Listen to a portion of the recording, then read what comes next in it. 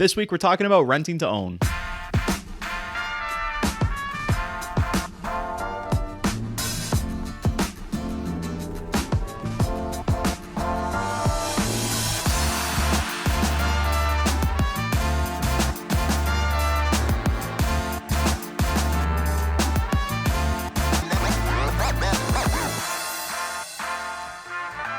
Welcome back, everybody. Thank you so much again for joining me this week. It is a pleasure to have you. Today, I want to talk about a topic that I think investors talk a lot about, but renters don't really know, or home buyers know this as an option.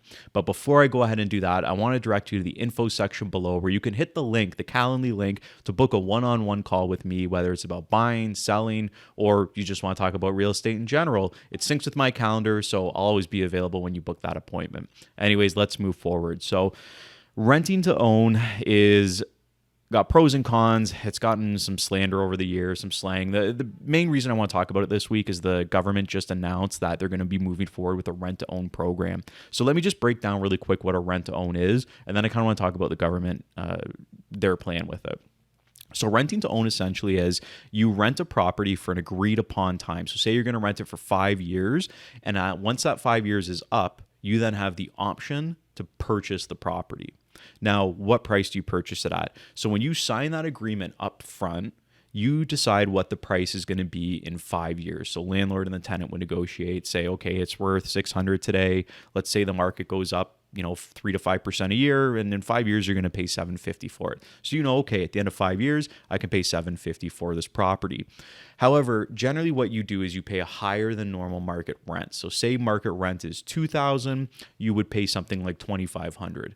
$500 of that would go into a separate account that would then start to build as a down payment for when you purchase the home in 5 years. So this is a pro. If I guess we'll talk about the pros and cons later, but this can also be why it's considered, a con, or sometimes people say rent to own is a scam, is because you could be paying this extra $500 a month for 2-3 years. You don't quite make the 5 years. Something happens, you can't rent there anymore, you got to leave or whatever. You don't get that additional $500 a month back that you were spending.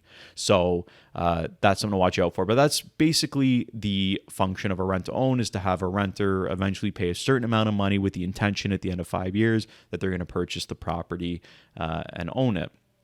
There's a lot that goes into this. So the government, in all their wisdom, wants to now release this plan where they're going to introduce rent to owns, but they're not going to be providing the properties. So in the announcement they made, I have it in front of me, that's what I'm looking at there. The landlord must commit to charging a renter lower than market rent. So their strategy is to, obviously, they want to have the landlords charge less so the tenants can put more money away each month to go towards their down payment, I guess, to save for a down payment. The biggest issue I see with this is landlords agreeing to take below market rent. Like if you could get $2,000, why would you rent it for $1,500 other than you want to do it out of the kindness of your own heart? So I kind of see that being a hurdle. Maybe some landlords would be thrilled about that, but I don't really see who would be. Number two, the landlord must commit to ownership in a 5-year term or less. This is pretty standard for a rent to own. Most rent to owns are 5 years. I've heard of some that are 3 years, but 3 to 5 years is generally that window. And then number three, they want to put safeguards in place to protect the future home buyer. So I wonder if that has something to do with, as I mentioned previously, if you need to back out of the deal, you're kind of at the mercy of the landlord. Maybe they're going to put some safeguard to protect you that, okay, if you've put additional funds, you can reclaim those. But it doesn't sound like you're giving additional funds to the landlord. It actually sounds like you're paying the landlord less. And then there's lots of gray area here. Like they don't talk about who determines what the final buyout price is, or the safeguards, that sort of stuff. So it's just right now, I guess, a concept that they said they're going to move forward with, but not a lot has been announced with it. But if you guys have more questions about a rent to own, let me know. I think I talked about the structure pretty well with that. Yeah, if you have any questions, drop a comment below, let me know, hit that Calendly link, book a call, we'll talk more about it. Now let's move on to some of the pros of a rent to own. So rent to own has various pros. Number one, if you have poor credit or no credit and you need to build your credit up, it is an excellent opportunity. The reason being, it allows you to live in a property that you're paying monthly payments for, you're paying bills, utilities, all that, and you're building your credit over time. So you know that you're going to purchase a home in 5 years. If you don't have the greatest credit now, it gives you 5 years to get your credit on track to help you qualify for that mortgage. Because that's a key thing. At the end of the 5-year period, you have to qualify for a mortgage to purchase the property. So one of the pros is this gives you time to build your credit. Pro number 2, I would say, is that it allows you to set aside a down payment in 2 ways, really. Way number 1 is if you're paying additional fees to the landlord every month, like, if, like we mentioned previously in the video, if you're spending $2,000 a month and you're paying $2,500 a month, like that extra $500 is going into an account to save for a down payment, then you're building a down payment that way. In 5 years, I'm going to have X amount. But if you need more money to go towards your down payment, ultimately, it gives you 5 years to know, okay, we have to put additional money aside each month, each pay, each year, whatever it is. So that way, when the 5-year term is up, we can qualify and we can purchase the property. Pro number 3, I think we're on, is you could lock in a house price. So if you were fortunate enough to get into a rent-to-own contract 5 years ago, 7 years ago, before things were going crazy, and you said, okay, I'm going to buy it based on the, the market's going to go up 5% a year. So you agree on a price on the market only going up 5% a year over 5 years, but then it actually went up 10%, 15%, 20%, 30%. You would actually be buying the house at a discount because you locked it in at a much lower price. And then pro number 4, I would say, is that you don't have to move. So you get to rent your house for 5 years, and then at the end of it, you own it. You don't have to worry about coordinating moving trucks or any of that stuff. You just stay put, sign the paperwork, the house becomes yours. If you guys can think of any pros that I'm not thinking of, I would love to hear them. Drop a comment below and let me know. Let's talk about some of the cons of rent to own. And I want to talk about the number 1 con. And this is why rent to own sometimes gets the stigma of being a scam. When you Google it, stuff like that. I know people always ask, is it a scam? Buyer beware, that sort of thing.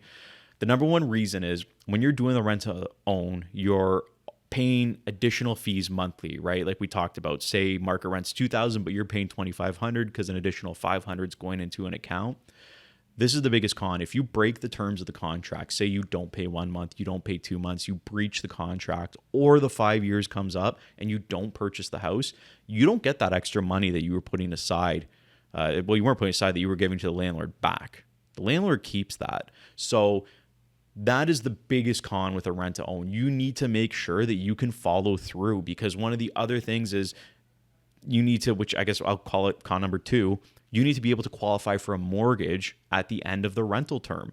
So if you don't qualify for the mortgage, if your money you've given to the landlord isn't enough for a down payment, you didn't put enough extra aside, or rates went up or something happened, you lose your job, you can't qualify for the mortgage, you're in breach of the contract, and the landlord may not want to give you the money back. They're not obligated to. So you could lose your money. So you have to actually qualify for a mortgage at some point. You just don't own the house. It's just like buying a house normally. And then one con, to kind of address to a pro that I talked about previously, is about locking in a price. If you locked in a price when the market was high, we talked about locking in low, you could get the benefit of the market going up. But if you locked in a price when the market was high and the market went down, then you're actually spending more for a house than it's worth, because that's what you were contractually obligated to. So that's probably, I'd say one of the bigger cons. Another one is generally you don't do a home inspection on a rent to own. So you could sign the rent to own contract. Everything's great. You move into your property. Day number 1, you turn on the sink and it's not even connected. Doesn't even work. Furnace is old. Roof is old. All these things. But you've rented, you are agreed to purchase this home, but you haven't done a home inspection. So that's kind of a beware situation. You want to make sure that everything is good on that end. And I guess that's all the cons I have there. I mean, I know that they often get called scams and stuff like that. And I can see why, because they're very heavily favored in the landlord. And my biggest advice to you, if you're looking at going into a rent to own as a tenant, is really, really make sure that you are going to be able to qualify for that mortgage, or you believe that you're going to be able to build up the credit and build up the down payment to follow through with the purchase in 5 years. Otherwise, you're at risk of losing any additional monies that you've put into it.